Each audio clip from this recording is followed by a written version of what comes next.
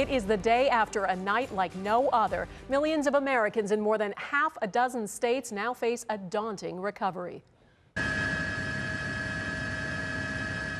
This is an aerial view of the New Jersey coast. Devastated is how the state's governor describes it. People are still being rescued. President Obama has declared disaster zones in both New York State and New Jersey. At least 48 people have died in storm-related incidents, most from falling trees. A Toronto woman is among the dead. More than 8 million people are without power, including much of Manhattan. The city that never sleeps was plunged into darkness. New York's Mayor Michael Bloomberg says this may be the worst storm to ever hit his city. Parts of the city's subways were flooded. It could be days, even weeks before they're running again. All of New York's airports are closed. More than 15,000 flights canceled. In New Jersey, they say there was just no stopping it. That's where the storm first roared ashore, and the full extent of the devastation still isn't clear. Whole neighborhoods are underwater. The state's governor, Chris Christie, says they are in the midst of an urban search and rescue. Much of the area is no longer accessible except by emergency crews. Our Eric Sorensen got as close as he could today. This is Ocean City, New Jersey. Communities up and down the Atlantic coastline were inundated with water as New Jersey took the full brunt of this so-called superstorm. It was a perfect storm. Heavy rain, high winds, and high tide as floodwaters gushed into New Jersey's gambling mecca, Atlantic City. We had waves as high as the light poles down on the boardwalk. The storm wiped out chunks of the historic boardwalk.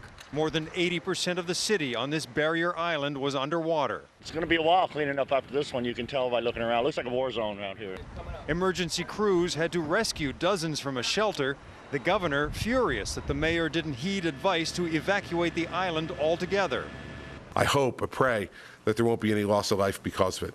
Elsewhere, wind and waves damaged or destroyed beachfront property, like this restaurant, all but wrecked. This is the worst I've ever seen. Homes designed to ride above the waves were no match for a storm unlike anything New Jersey has ever seen before. You could hear the roof literally lift a little bit and then come down, lift and come down. In Ocean City, Leon Costello says a huge swath of natural sand dunes vanished in the onslaught. Now, that's the natural level of the dune right there. Right. And this went out. I'll show you how far this went out. Though some were lucky, Toby Ove's beachfront restaurant was hammered but unscathed. Unbelievable. Yes, it is unbelievable. That it survived. Yes. How did it survive? God. Some of these communities are like ghost towns today. At the peak of the storm, close to 2.5 million people in New Jersey alone were without power, and many of them won't get it back on for more than a week. Eric Sorensen, Global News, Ocean City, New Jersey.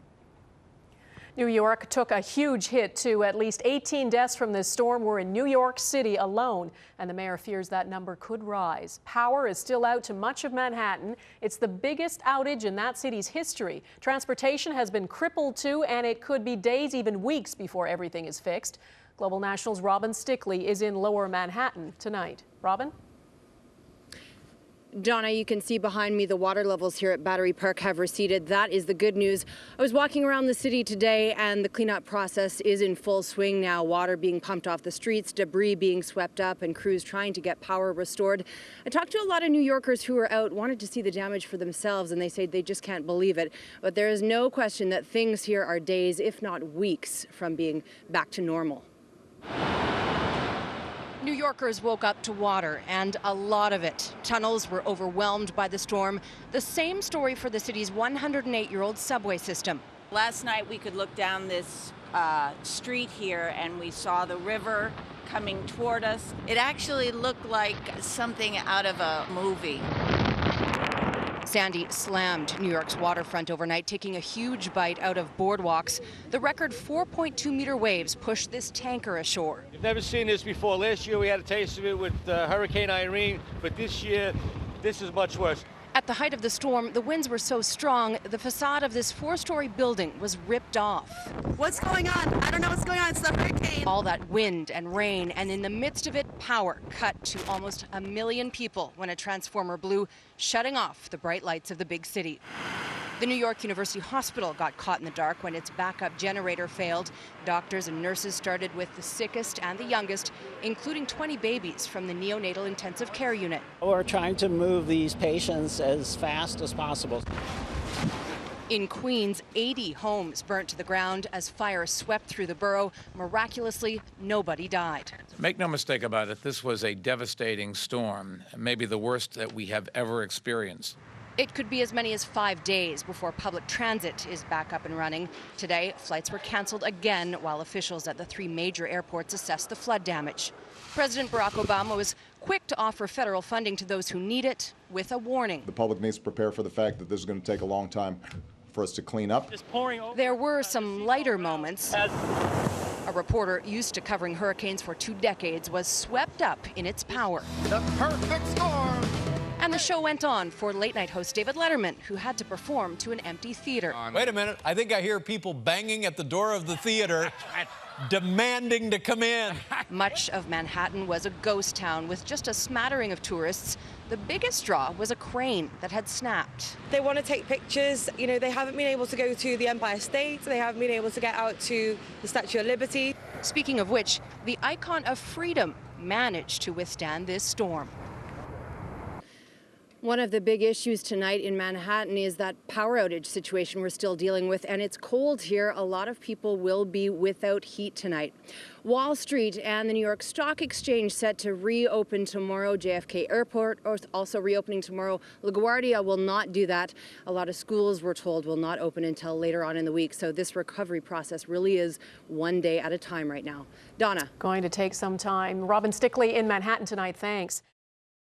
Sandy dealt a blow to Ontario as well. The storm is being blamed for 1 death in that province. The worst of the damage happened overnight while most Ontarians were asleep. Our Jennifer Tryon was out surveying the destruction.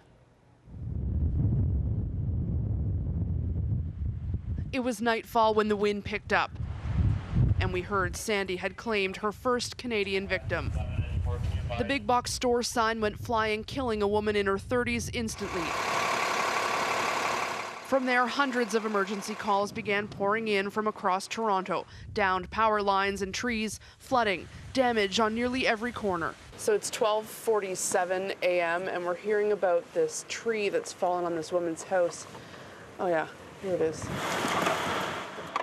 can see the only thing left is the stump. The uprooted pine trapped an elderly woman. Everybody stuck inside because there were live wires above. Hydro's running the best they can, but can't even give us an ETA because they're so far behind. You know? Behind because there were dozens more we found in the same situation. Well, about 10 to 2, there was this horrendous bang and crash, and we woke up with a start, of course. A 100-year-old oak crashing into their bedroom. We found a drywall on top of us. City streets were covered in debris. This was the wrong night for garbage night. But 150,000 people in Ontario spent the night in the dark. It's really hard to see here. This entire city block has no power. It's so dark. Fire lit parts of the sky, hydro lines fell, sparking this car fire. But just after 1 a.m., we got called to something much bigger. So it's 1:38 in the morning and we're just pulling up to this 3-alarm fire. The 100-kilometer-per-hour gusts were tough on firefighters. And while the downtown store burned 2 blocks away. What happened to your car? Are you okay? Yeah, I am okay. He and his passenger escaped the condo roof collapse, only rattled. So it's 3:30 in the morning. The rain is starting to pick up. But it's true what forecasters said. This has been primarily a wind event in Toronto. At daybreak, waves still crashed along the shoreline cities of the Great Lakes and reached spectacular heights in the Maritimes. But most Canadians awoke having known they'd slept through the worst and that Canada had been spared the fury that Sandy spawned on the south. Jennifer Tryon, Global News, Toronto. The man dubbed the Canadian Psycho is in a Berlin jail cell tonight. Luka Magnotta had been on the run for a week, and he's led police on an intense international manhunt. But when he was finally cornered, it was almost anticlimactic. It happened in a Berlin internet cafe. This is a surveillance video from the moment it happened. At 11:54, Magnotta is at the front desk of the cafe. At 1:37 p.m., the police, at least 7 of them, walk in And just 5 minutes later, Magnotta is led away in handcuffs. According to the police, Magnotta, accused of brutally killing and dismembering a man in Montreal, did not put up a fight. All he said is, "You got me." We have two reports tonight. Global National's Mike Armstrong has reaction from Montreal, but we begin in Berlin, where Stuart Greer is tonight. Stuart? Thank you, Donna. Well, it looks like his own vanity may have done him in. Luka Magnotta was arrested after an employee at an internet cafe saw him looking at news stories about himself. Canada's most wanted, Luka Magnotta, seen here in his booking photo from Berlin police.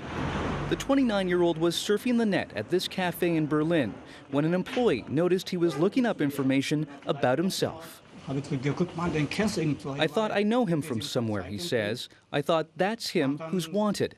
I saw a police car in the street and stopped it. German police confirm Magnotta did not put up much of a fight. They talked to the individual and said they want to see identity. He tried to give them a false name, but the police insisted. And so he said, you've got me, and we arrested him. Magnotta is accused of killing and dismembering Chinese student Lin Jun in Montreal.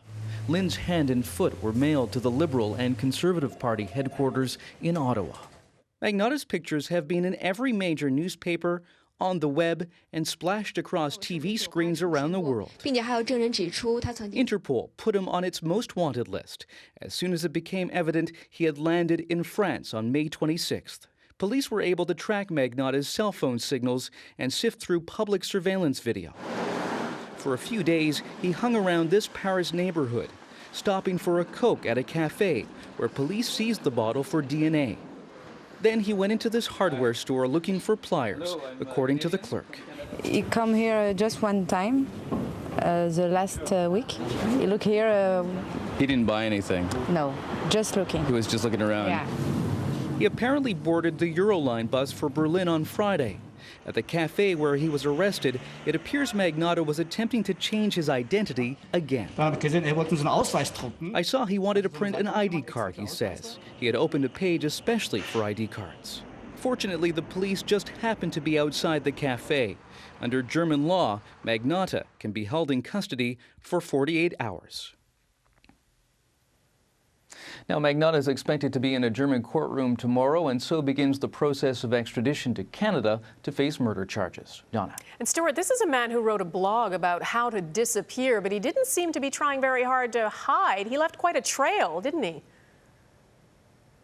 Exactly. For a person who boasted about just how easy it is to disappear, Magnotta seems to have acted very carelessly. Not only was he using his cell phone, he was visiting bars and cafes. And there were regular sightings on the streets of Paris. In fact, French police say they received over 8,000 phone tips from the public. Donna. All right, Stuart Greer in Berlin for us tonight. Thank you, Stuart. And Magnotta's capture is being met with relief right around the world, from China, where his victim was from, to Europe, where Magnotta was on the loose for days, and here in Canada, where the horrible crime was committed. There remain a lot of questions, including whether there are other victims. Mike Armstrong is following that part of the story for us in Montreal. Mike? Well, Donna, even though police confirmed Friday Magnotta had fled to Europe, there was still a sort of discomfort in this city that he was on the loose anywhere. News of his capture today is very welcome. Good news, they got him. It's an horror movie that came to an end, so it's a good thing. I think it's great news, actually. That's brilliant. Let's hope they hang him. At the convenience store where the victim worked, a makeshift memorial today. Notes posted remembering Lin Jun. So there is justice, and the suspect, if it is him, he's gonna pay what he did. There's another small memorial outside Concordia University where Lin studied computer science. One note left reads, "We got that beast." The wording is a little dramatic, the sentiment shared by many. Well, I'm obviously pleased that the suspect has been arrested, and I just want to congratulate the police forces on their good work. Investigators are extremely happy to get this confirmation. Montreal police thanked their German colleagues today and praised the media for spreading the story. Now, they were slow to confirm the news because they wanted to make sure it was true. We're waiting to get a 100% result of that, and this is the fingerprints that confirm his identity. The next question is, when does Magnotta come back to Canada? Well, it will depend on whether he contests extradition. If he doesn't fight it, he could be back in days. If he does, he could drag it out for months. But it's not a battle won often. If there's a fairly compelling case, he's connected to the crime, and the crime is one that could carry a sentence of 2 years or more, which obviously this would, he'll be ordered extradited. Up to today, Canadian police have said their focus was on capturing Magnotta. It is now turning to a broadened investigation. Could the suspect in this crime be linked to others? One example, police in Gatineau, Quebec have an unsolved murder from last summer, a female student who was killed and her body burned. Tomorrow, Montreal police will give more details on their investigation and Magnotta's possible link to Karla Homolka. Now, the family of the victim in this case appears headed for Montreal. According to reports in Chinese media, they've had their requests for passports approved and should arrive here in the next couple of days. Donna? Okay, Mike Armstrong in Montreal, thank you. Robin, today I tried to access documents at Elliott Lake City Hall about how the mall passed its most recent city safety inspection. In fact, even yesterday, the Premier said that these documents should be made public. So when I went to get them, the city staff said I should leave immediately. When I asked why, they called the police. I came in and just asked to file an access to information request, and they called the police. Wow, okay. I mean, it's not illegal to ask for public documents, and I'm not sure why I would be, the police would be coming or called under this circumstance. There's internal processes at work that we're working on, and they deem it necessary. Now, I wasn't arrested or even detained for very long, and the city workers told police that they were just doing their job, following orders from their superiors at City Hall. Now, the reason we're trying to access this information is because 2 people have died here, and there's a second catastrophe in Elliott Lake. 300 people worked at that mall. 300 people have now lost their jobs. Want the ball? Go get it. It's been nearly a week of waking up, no job to go to, and no idea when that might change. Now it's like, wow, now what? Now it's really done. It's official, the people are gone. Some of the bigger stores in the mall have agreed to continue paying their employees' wages. Other stores can't afford to do that at all. The Premier has promised additional funding for job programs and business relocation. We'll see if he makes good on that promise and the promise to make those documents public. Global National has obtained 3 engineering reports shedding an exclusive light on the rusting bones of the building. They all indicate severe and chronic leaking, water damage, and rust. One report commissioned in 2009 to specifically report on concerns that water leakage through the parking deck may have created a weakening of the structure. And 2 others in April and again in May 2012, just a month before the roof collapsed, reveal no structural concerns. Forensic architect Martin Gersip says that doesn't add up. To me, that would be a warning bell. And the warning bell would be that something is getting into the system, into the structure, that would have to be looked at very carefully to make sure that we're not going to run the risk of a failure. These documents reveal a mall that was leaking and rusting in 4 key areas. Overzealers' beams significantly rusted, water ponds on the parking area, aggravating the condition. Water cannot flow to drains. Structural steel has surface rusting, but no loss of steel was observed. And over the area that collapsed, evidence of serious leaks. Minor surface rusting and leaking so significant the fireproofing has fallen off due to water saturation. Insulation bats have fallen away. But still, the report maintains it's structurally sound. No deterioration of the precast slabs was observed. That one's the latest one. The documents indicate that they're in part to help alleviate the concerns of the city. The mayor denied having seen them or sending in their own inspectors to follow up. Did the city at the time have concerns about the state of the mall? Well, I mean, the structure itself, I'm not sure if we had any specific concerns about the structure itself. Obviously, the structure was leaking and everybody knew that to be the case. But I don't think anybody had any notion that it was going to be an imminent catastrophic failure. Roofing contractor Glenn Day says he saw damage not mentioned in these reports with his own eyes. He says he was hired to fix the roof in 2008. I had noticed that the corrosion on the beams the corrosion on the concrete core slabs.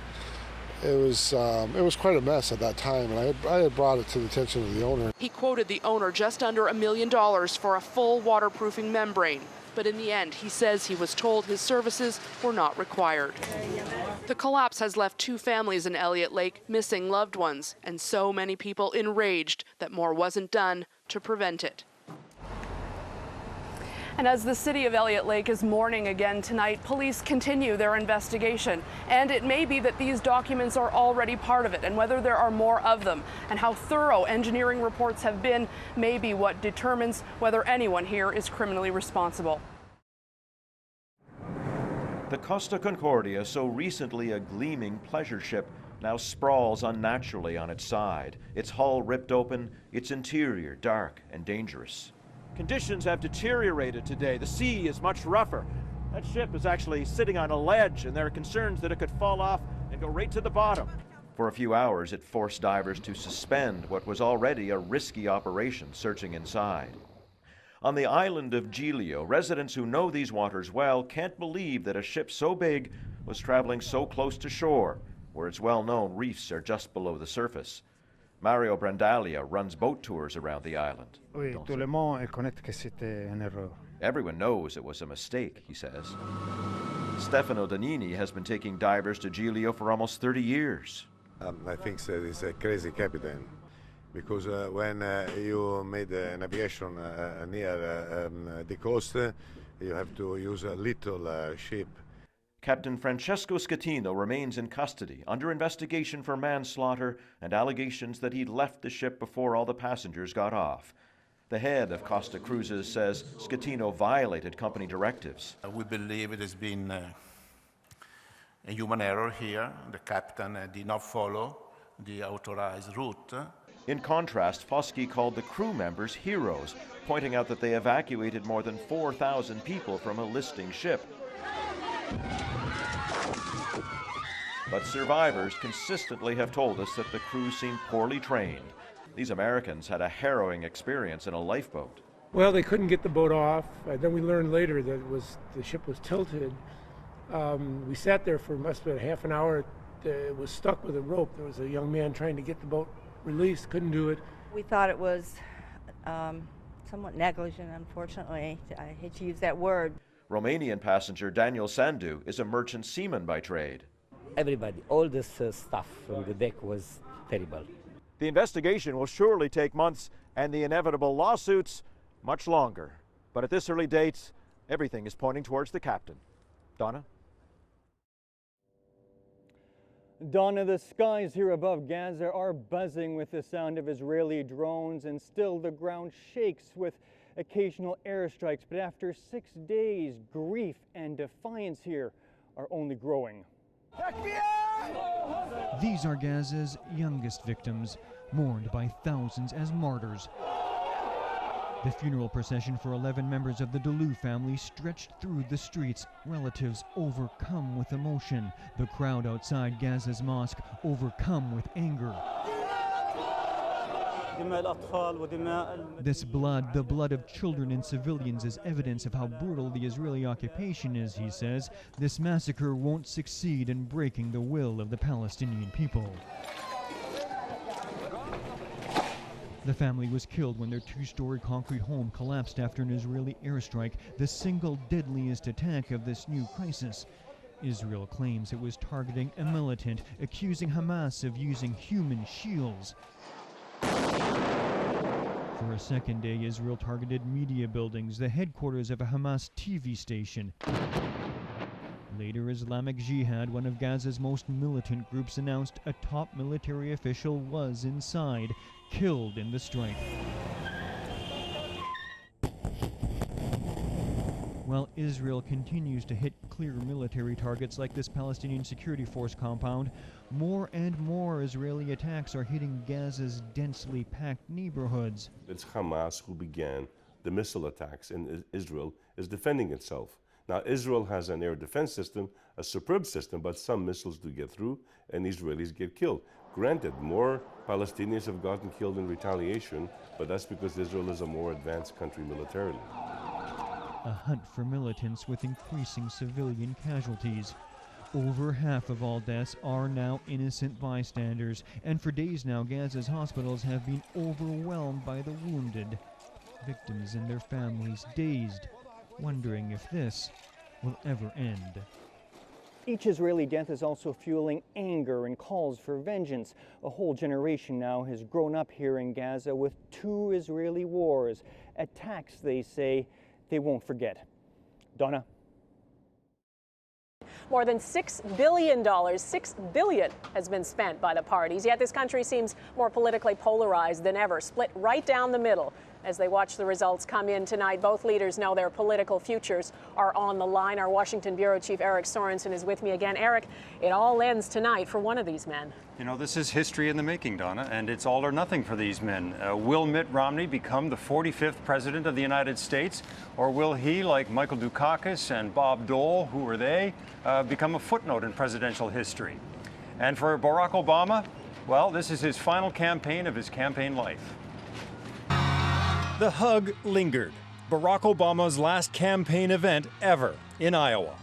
It was here the first African American began an improbable climb to the presidency, winning the Iowa caucuses.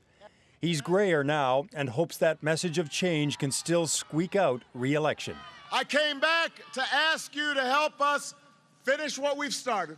There are many reasons for winning and losing. If Obama falls, look no further than the economy. After initial government stimulus, Obama moved on to other issues. Only later it became obvious the economy would dog him for 4 years. Our economy has begun to turn a corner, but we've still got a long way to go. If Obama loses, it may be his miscalculation in year 1 that the economy would bounce back strongly. It never did. I'm running for president of the United States. Against a vulnerable president, Mitt Romney launched his campaign. Barack Obama has failed America. But against a field of ultra-conservatives, Romney was forced to veer sharply right to win the Republican nomination. I was a severely conservative Republican governor. By the time Romney tried to etch-a-sketch himself to the moderate middle, neither conservatives nor liberals quite knew what he stood for. So my job is not to worry about those people. I'll never convince them. If Romney loses, it may have been his failure to clearly define who he really is. And yet, while Romney struggled, the race remained close. Remember, the economy. And then came Romney's moment. Mr. President, you're entitled as a president to your own airplane and to your own house, but not to your own facts. In the first presidential debate, Mitt Romney shocked everyone. He made the president look weak and uncertain. More importantly, he made himself look like a genuine alternative to Obama. It was a turning point, a debate that'll be remembered for years. My priority is jobs. If he wins, Americans might wonder who Romney is, but discovered he is for real. Justice has been done. No one doubts Barack Obama is for real. He got Osama bin Laden. He helped the auto industry. He took charge after a hurricane. But a vital Obama initiative happened behind the scenes, his re-election organization. I just encourage your support for Barack Obama. Team Obama's machine, through social media, volunteers, and electoral strategy, charted a path to a second term. Month after month, with Obama out front and that team in behind, they worked the battleground states that would decide everything. And yes, it could come down to Ohio. Hello, Ohio! If he wins, it's because Obama was the man with a plan for re-election and executed it.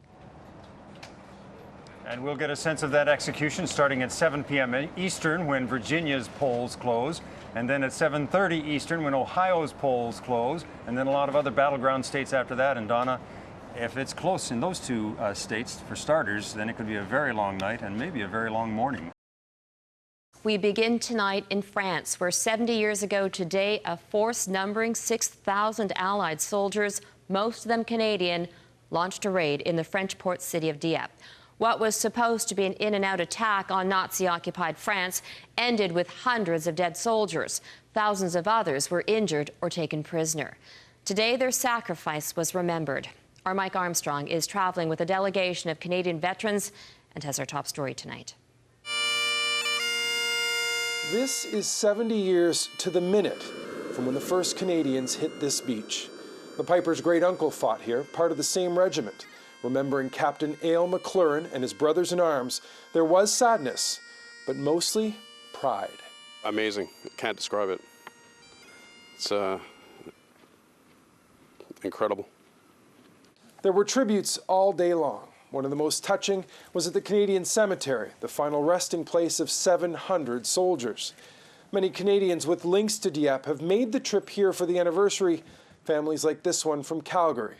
Russ Olive's father was in a tank. Sergeant Bill Olive survived. He made it, taken prisoner of war. And that is his prisoner of war tag, Stalag 8B. And I wear it every day. This was a day for local families to turn out as well. Denis Giffard brought his children, making sure they know the Canadian sacrifice. I have to pass on what was done for us, he says. Dieppe goes back more than 1,000 years. There are churches still standing here built in the 1200s. There's a long and rich history, but you still get the sense that the raid in '42 is one of its most important chapters. There are memorials all over town, some big, some small. This one reads simply, "Here, the 19th of August, 1942, fell 2 Canadian soldiers." The main ceremony today was just below a centuries-old castle in a spot called Canada Memorial Square. There was a long list of dignitaries, including the Governor General, but in the crowd, more families. This is my brother. He died he was only 23 years old. Up and down the line, there were stories. I'm here for my dad. He was a prisoner for 32 months. 17 of those months he was in shackles, but he was never lost sight of how fortunate he was to come home, and others were not. The returning veterans were cheered in a parade along the beach they stormed. For Arthur Rossell, this is the first time he's been back since 70 years ago today. It's amazing because I didn't want to come back, but I'm glad I did now. There were anniversaries where more Canadian vets returned, but as the years pass, it's harder and there are fewer. While those who are gone will not be forgotten here. Mike Armstrong, Global News, Dieppe, France. This trip has been special event after special event. Well, in a way, this stop wasn't special. Sweet, that's me there. This was different. Not a one-off ceremony with dignitaries, but a visit to a museum that's open almost year-round, run by local volunteers, and dedicated to the Canadians' effort to help their city and the sacrifice. Canadians answered the calls. As the association president, we're doing the same. The artifacts and photos are donated, housed in a 200-year-old theater with a bit of special history. Now, the old theater is only a couple hundred meters from the beach, and that might not seem like much, but it's just about as far as the Canadians got that day. In fact, according to old reports from first-hand accounts of the raid, the Canadians were inside this theater that day. Well, the veterans were in it again this afternoon and treated like returning heroes. I'm very, very happy because the people of Canada don't appreciate it, but here they do. There have been difficult times this week. Coming to this city has meant revisiting a nightmare, digging up memories better buried. Some of the men were nervous coming back. I always thought the people have a mean streak, against that raid being put on their town. No, it doesn't. They're saying thank you. But they just showed the opposite, the very, very opposite. The veterans leave Dieppe with new memories. Not a beach strewn with blood, but sunbathers. This, one of them says, is the way he wants to remember it. Mike Armstrong, Global News, Dieppe, France. A lot of kids dream big. Matthew Ho and Assad Mohammed set their sights on space and made it happen. Yeah, so this is the preliminary box where the cameras actually fit in. They built a styrofoam box to house 4 cameras and a GPS-enabled phone, bought a 12-foot diameter weather balloon, and attached a homemade parachute. For style, they added a Lego man holding a Canadian flag. And then one day 2 weeks ago, they let it fly. We were filled with joy and excitement that, wow, almost 2 years of work, and ideas just going up. You almost need to be a kid to figure these things out. This would be the adult version. 2 guys, matching shirts, and lots of smoke. Ho and Mohammed, best friends since 7th grade, are a bit more tech savvy. They found a website which estimated wind speed, so they knew roughly where it would land. But once it hit 7 kilometers, they lost contact. So they went to Ho's house and made dumplings. Meanwhile, 24 kilometers above the Earth, the balloon burst. The landing site was 122 kilometers away, but it was too dark that night, and because of school, they had to wait a full week to go looking. But sure enough, it was where they thought it would be. We came home and we looked at one of our cameras on the small screen, and Matthew saw, he called me, and we looked, and we just shook hands. We were just happy. It was just ecstatic. It was like, yeah, absolutely insane because we saw the blueness of our Earth and the ozone layer and the stratosphere, and then all of a sudden, on the upper layer, you can see the blackness of space, right? And just that contrasting layer is just priceless. Right there. Okay. They've become minor celebrities in their high school.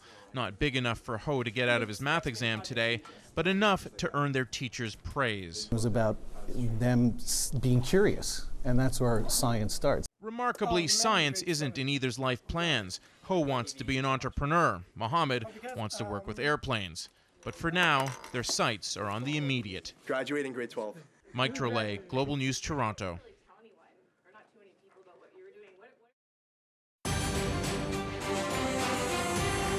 Tonight on Global National. Dangerous ground. We were there. We would have been wiped out 5 minutes ago. Fresh landslides in BC force rescue crews to pull back, leaving loved ones desperate. We're talking about oxygen here, and I'm just waiting to know if anyone's alive.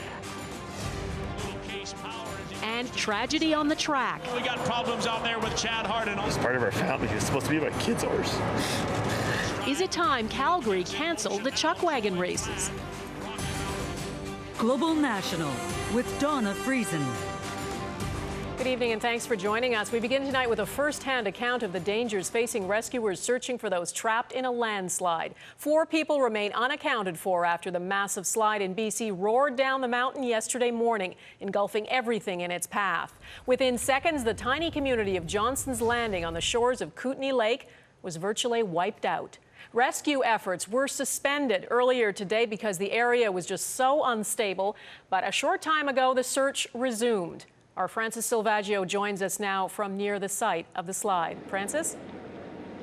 Well, Donna, yes, search and rescue crews are now back up on the hill, which didn't seem possible earlier today because things, as you said, were just so unstable. We didn't think so from the untrained eye when we took the boat 20 minutes north of Castle here and actually landed and walked up onto the actual debris field. From the untrained eye, it looked perfectly stable, but we quickly found out it was anything but. Mindy Bath knew Thursday's landslide destroyed her home, but came to see for herself. What she didn't know was how dangerous a decision that would be. I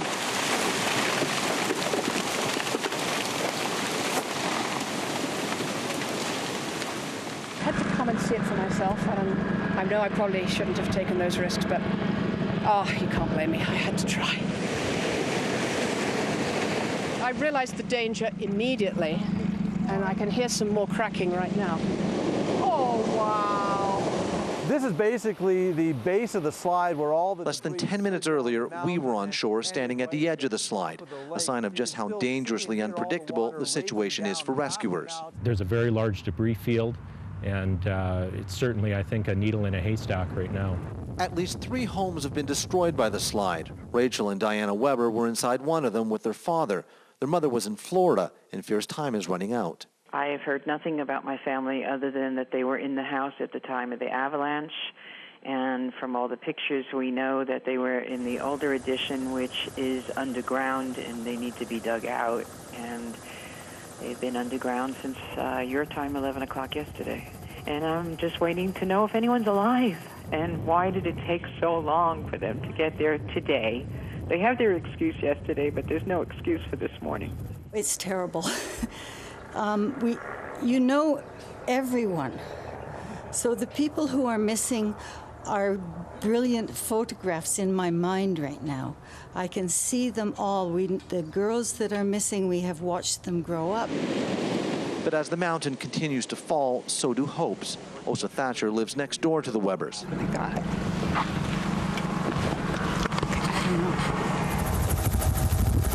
Rescuers are waiting for conditions to be more stable before resuming their search, but after barely escaping with her life, Bath isn't optimistic about the family or the future of this remote community. Johnson's Landing is destroyed. this wonderful, wonderful place, our paradise. We always called it our paradise. I had thought yesterday from the photos I saw that we would be able to salvage things once the things calm down. That's not an option now. It's absolutely, everything is gone. Everything is gone. And Francis, since you filed that report, the search has resumed. But what's changed from a few hours ago and now? And what can you tell us about what equipment they're using and where they're actually searching? Well, there's a couple things that changed. One, the weather has been very hot and dry today, and given the moisture level that's up on that part of the mountain, that has helped.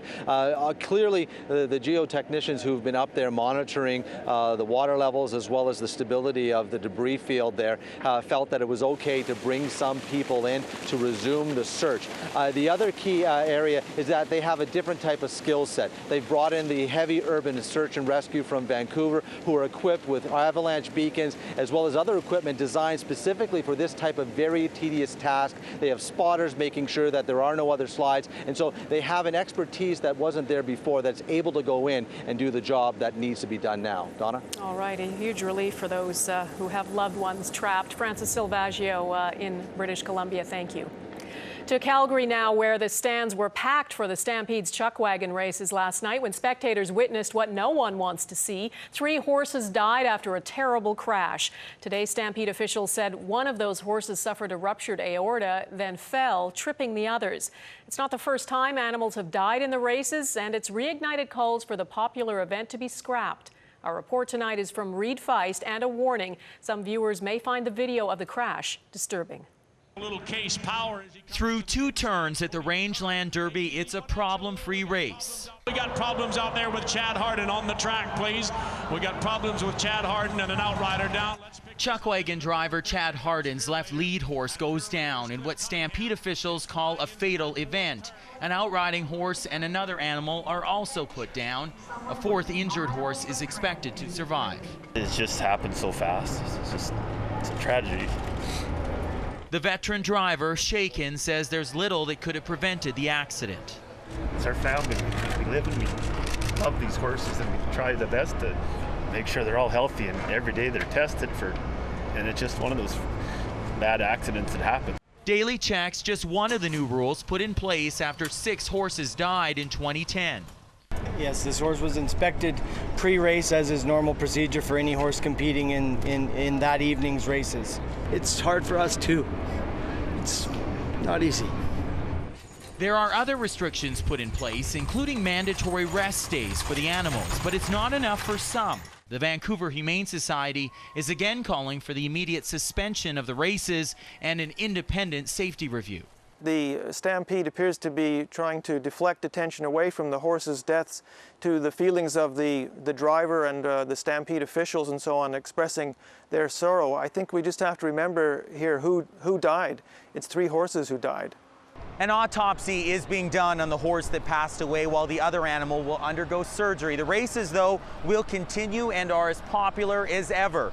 Tickets to all 10 days of the chuck wagon races have been sold out for weeks. Reed Feist, Global News, Calgary. Since 1986, Stampede officials say about 50 horses have died in the chuck wagon races and other events.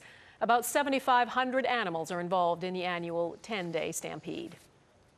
A major crack in an Ontario homicide case that went cold more than 30 years ago has led to the arrest of 2 men, a father and his son. And when police searched their home in Barrie, Ontario this week, they made a stunning discovery: a bunker, firearms, and explosives so volatile, dozens of homes nearby had to be evacuated. Christina Stevens has the story. With just a small explosion, police were able to use what they call a disruptor to disarm a larger explosive device.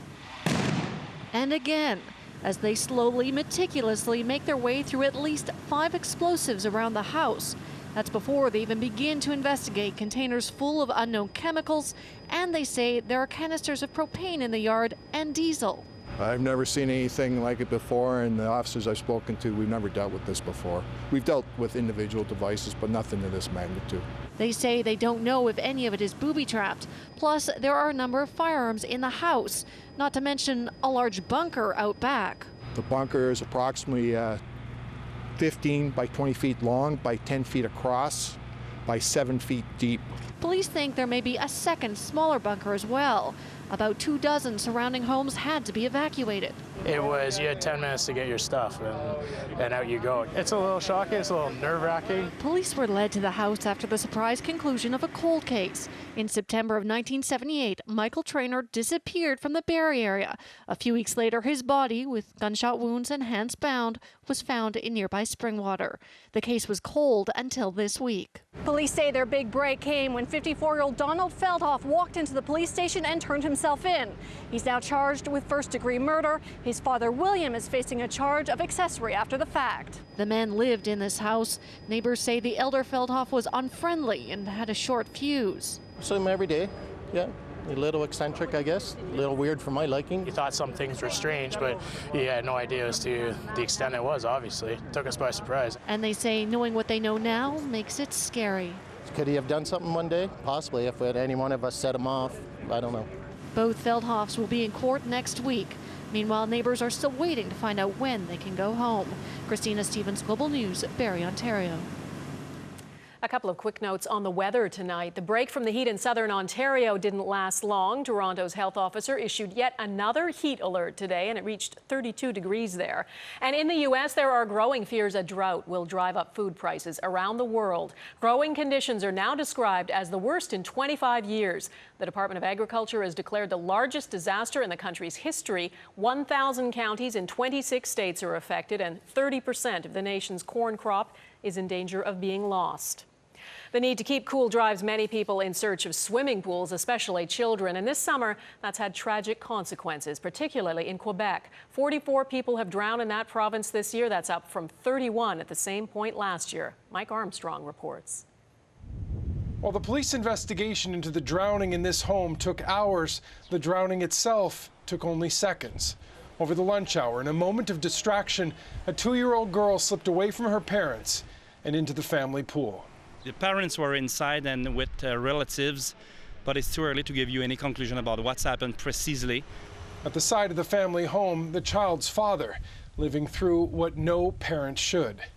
And yet there have been tortured, emotional scenes in Quebec over and over. This one, friends and family watching the search for the body of a 19-year-old woman. It has felt like an epidemic. Week after week, the number of drownings has gone up and up. These are just since May. 34 so far. Now, a big part of the tragedy is toddlers. A 16-month-old died in a pool in this home last week. This summer, there have been 7 deaths involving children under 5, more than the last 3 years combined. It has meant faces of victims on front pages and frustration on the airwaves. Elizabeth on the line, good morning. The parents are responsible for their children. This is ridiculous. You know, it's the negligence of the parents, period. Most of these deaths are preventable. The Montreal Children's Hospital is reminding pool owners they have to take precautions. There should be fences around pools and self-closing latches. That may have been the problem yesterday. A family member says the latch was broken. The city says that house was supposed to be inspected yesterday. The other problem is distraction. Vigilance is required anytime you're near water with children. We have an expression, if your kid is not at arm reach, that means he's too far. Now, the fact all this tragedy is being discussed may be a good thing, according to the Quebec branch of the Life Saving Society. The next 2 weeks are the time when the largest number of people are on vacation and the worst time of the year for drownings. Last year, there were 18 in this province over just 14 days. Mike Armstrong, Global News, Montreal.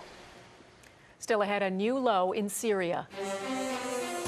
Dozens of civilians are killed in what may be the worst massacre yet. Also ahead, I think they should take all the uniforms, put them in a big pile, and burn them. Why some have declared America's Olympic outfits unpatriotic.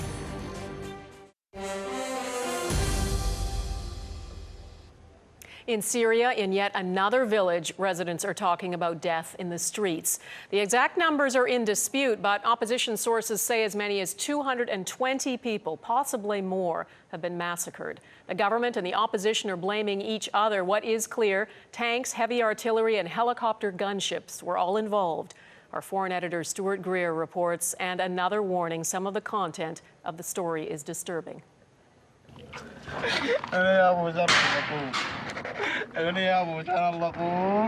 Come on, Dad. For the sake of God, get up. A desperate and hopeless plea from the battered farming village of Tremsa. Activists posted videos they claim show dozens of victims with gunshot wounds to the head and chest. That's proof, they say, they were executed by pro-government militia. Most of the casualties and the losses were from fighters from the Free Syrian Army, though we have civilians who are still who has been wounded and massacred, but we have not exact information about that. UN observers have not been able to confirm the massacre, but they did witness the intense bombardment of Tremsa by government forces. This involved mechanized units, indirect fire, as well as helicopters. UNSMIS stands ready to go in and seek verification of facts if and when there is a credible ceasefire. The Assad regime blames the rebels for the massacre, accusing them of trying to provoke international sympathy ahead of a UN Security Council meeting next Wednesday. Canada and its allies want to issue Damascus with an ultimatum: comply with the UN peace plan or face tough new sanctions. Which carries consequences for the Syrian regime's continuing and increasingly violent non-compliance with its obligations. Russia and China, both Syrian allies, would likely veto the resolution. But there may be a new and ominous argument to get them to change their vote. Syrian forces have been seen moving supplies of chemical weapons and nerve gas. And as Assad's hold on power slips, there is fear he could use it or lose it to terrorist groups. Stuart Greer, Global News, London. Canada is for the first time opening an embassy in Myanmar as that country works to improve its democratic rights. The election of pro-democracy opposition leader Aung San Suu Kyi is viewed internationally as a sign of significant progress. Canada's Foreign Affairs Minister John Baird announced the new Canadian embassy today while in Bangkok. In the past, Canadian diplomats responsible for Myanmar have been based in Thailand.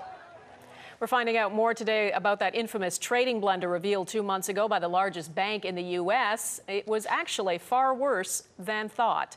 J.P. Morgan Chase now says the bad trade has cost the company $5.8 billion. That's triple its original estimate.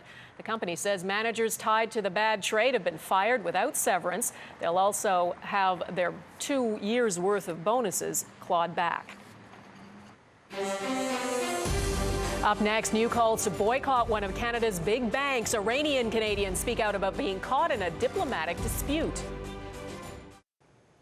The ripple effects of escalating tensions with Iran are starting to be felt in Canada. Dozens of accounts held by Iranian Canadians at Toronto Dominion Bank have recently been closed, and that's led to allegations of discrimination. As Shirley Engel reports, though the bank is sticking by its actions, it has agreed to meet with members of the community. The actions of a major Canadian bank have some Iranian Canadians planning a boycott. Are you going to close your account? Maybe, yes. At issue, this letter sent by TD Bank to dozens of Iranian Canadian clients informing them their accounts would be discontinued.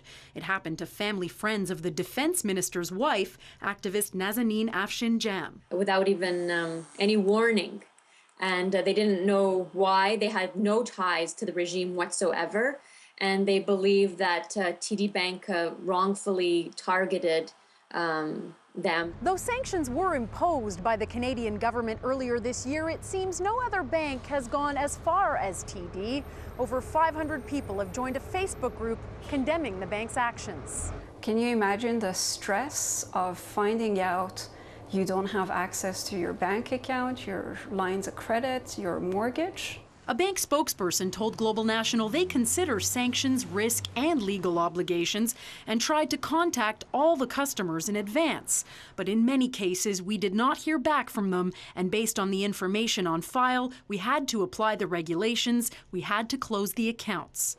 Still, TD has agreed to a meeting later this month with the Iranian-Canadian Congress. We're not saying that every single person whose bank account has been closed or credit line of credit being revoked is an innocent bystander, but we do believe that there's a large majority of them who are ordinary citizens and probably more vulnerable. A spokesperson for the Foreign Affairs Department says the rule is only non-commercial amounts, less than $40,000, can be sent to or from Iran, but anyone affected can apply for a permit from the minister.